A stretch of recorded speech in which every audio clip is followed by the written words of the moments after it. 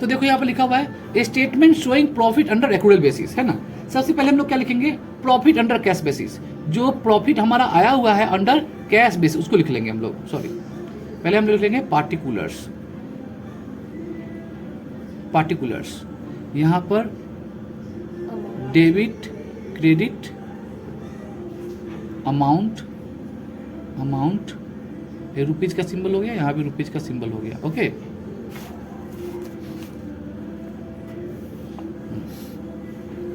अब देखो पार्टिकुलर्स में हम लोग क्या लिखेंगे, तो पार्टिकुलर्स में हम सबसे पहले लिखेंगे जो हमारा प्रॉफिट दिया हुआ है क्वेश्चन में अकॉर्डिंग टू कैश बेसिस।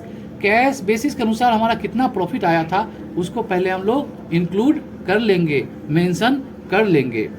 उसके बाद हम लोग बात करेंगे कि क्या आएगा क्या जाएगा, क्या रिसीवेबल है, क्या पेमेंट होने योग्य है। तो पहले देखो लिखा हुआ है पर क्वेश्चन में क्रेडिट सेल्स दिया हुआ है, यहाँ पर देखो लिखा हुआ है profit for the year and mister Sameer Roy is a proprietor of small trading. छोटा सा बिजनेस है, उसका प्रोप्राइटर है मिस्टर समीर रॉय।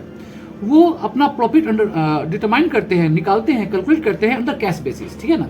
और उसी कैश बेसिस को फॉलो करके इनका प्रॉफिट आया हुआ है 31 मार्च 2019 को कितना है 2,24,000 एज ऑन 31/3/2019 जो है वो देखो लिखा हुआ है 2,40,000 रुपया। तो लिख लेंगे हम लोग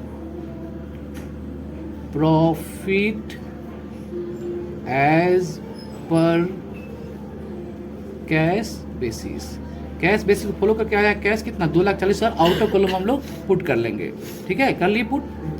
अब देखो लिखा हुआ है हाँ, तो एक्रूअल बेसिस में जो कैश सेल होगा वो भी लेंगे और जो क्रेडिट सेल होगा उसको भी लिखेंगे, सब लेंगे, यही है एक्रूअल बेसिस। तो देखो लिखा हुआ है क्या क्रेडिट सेल कितना है 41,000, क्रेडिट सेल कितना है 41,000, वो भी इसको ऐड करेंगे हम लोग।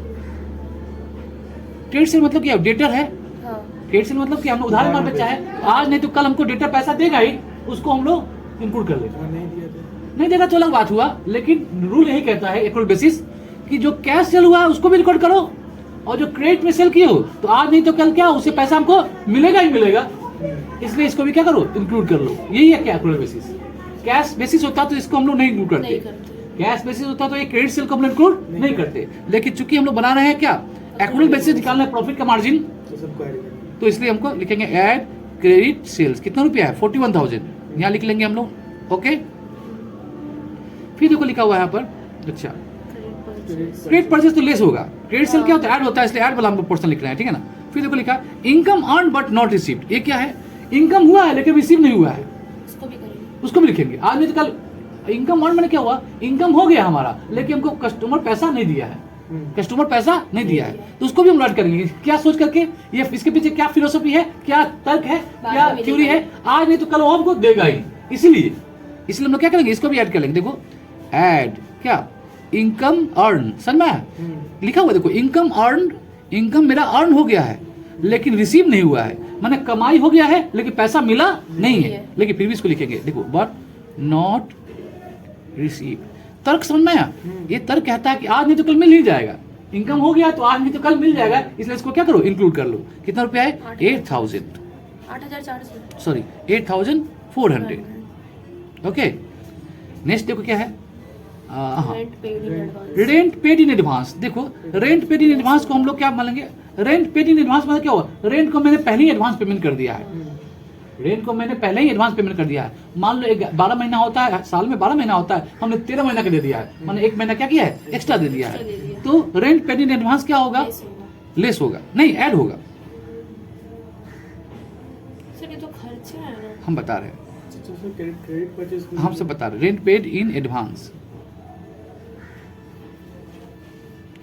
रेंट पेड इन एडवांस मतलब क्या हुआ एडवांस में हमने रेंट जो है आउटस्टैंडिंग क्या होगा, अच्छा सिंपल समझो, यदि कोई आउटस्टैंडिंग एक्सपेंस है मुझे देना बाकी है तो वो क्या होगा, वो मेरा खर्चा होगा कि इनकम होगा। आउटस्टैंडिंग एक्सपेंस क्या आज नहीं तो कल हमको पेमेंट करना है, खर्चा होगा, तो आउटस्टैंडिंग एक्सपेंस जो है लेस होगा। हम लोग क्या निकालना है प्रॉफिट निकालना है, क्या निकालना है प्रॉफिट। तो प्रॉफिट में जो हमारा पैसा बच जाएगा उसको हम लोग ऐड करेंगे और जो पैसा खर्च होने वाला है उसको हम लोग माइनस करेंगे।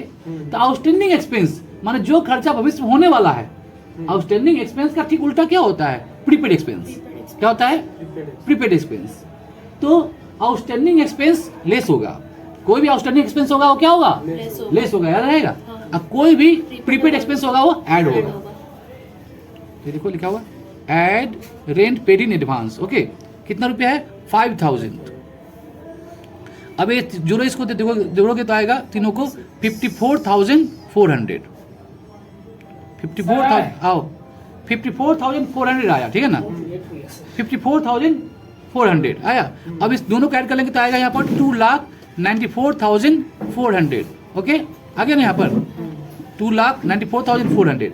अब इससे हम लोग लेस करेंगे, जो जो आइटम लेस होगा उसको हम लोग लेस करेंगे। लेस क्या होगा, पहले देखो बताया तुमको, क्रेडिट सेल क्या होता है, ऐड होता है। अब तुम बोलो सर क्रेडिट सेल ऐड क्यों हुआ, तो सुनो, प्रॉफिट है, पहले दिखा हुआ है profit, profit as per cash basis, तो प्रॉफिट में क्या होगा, सेल का अमाउंट ऐड नहीं होगा। सेल करने से क्या प्रॉफिट होता है ना, इसलिए उससे हम लोग सेल का ऐड में, मतलब जो जो अर्निंग का पार्ट था, जो जो अर्निंग का पार्ट था। अब देखो रेंट पीरियड एडवांस, एडवांस में हम लोग जो रेंट पेमेंट कर दिए, मानो वो रेंट हमको पेमेंट नहीं करना होगा, मानो पैसा मेरा बचेगा सेव होगा, इसलिए इसको हम लोग क्या ऐड करेंगे। अब देखो लिखा हुआ है क्रेडिट परचेस। क्रेडिट परचेस किए हो तो आज नहीं तो कल पेमेंट करना होगा आपको। हाँ। समझ में आ रहा है लॉजिक, क्रेडिट परचेस, आज क्रेडिट परचेस कर लियो तो आज नहीं तो कल तुम्हें क्रेडिटर को पेमेंट करना ही पड़ेगा, ठीक है ना। तो भले आज नहीं पेमेंट किए हो लेकिन कभी ना कभी करना ही पड़ेगा ना, इसलिए इसको आज ही क्या करेंगे, लेस करेंगे, ताकि हमारा फिगर क्या हुआ एग्जैक्ट पता चले। क्रेडिट परचेस कितना है, क्रेडिट परचेस, तो क्रेडिट परचेस का अमाउंट है 24,000। ओके, इसका देखो अब बताते तुमको एक और है। आउटस्टैंडिंग एक्सपेंस नहीं बताते, prepaid expense rent paid in advance में क्या हुआ, ऐड हो रहा है। ये प्रीपेड एक्सपेंस था, प्रीपेड एक्सपेंस ऐड होगा तो आउटस्टैंडिंग एक्सपेंस क्या होगा, लेस होगा। आउटस्टैंडिंग एक्सपेंस कितना है, 10,000। 10,000।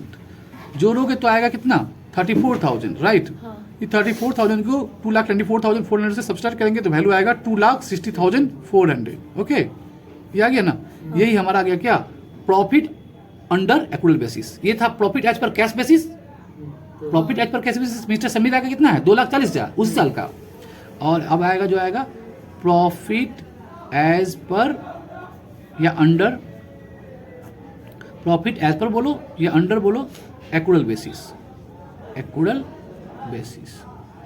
ये है आंसर क्वेश्चन का।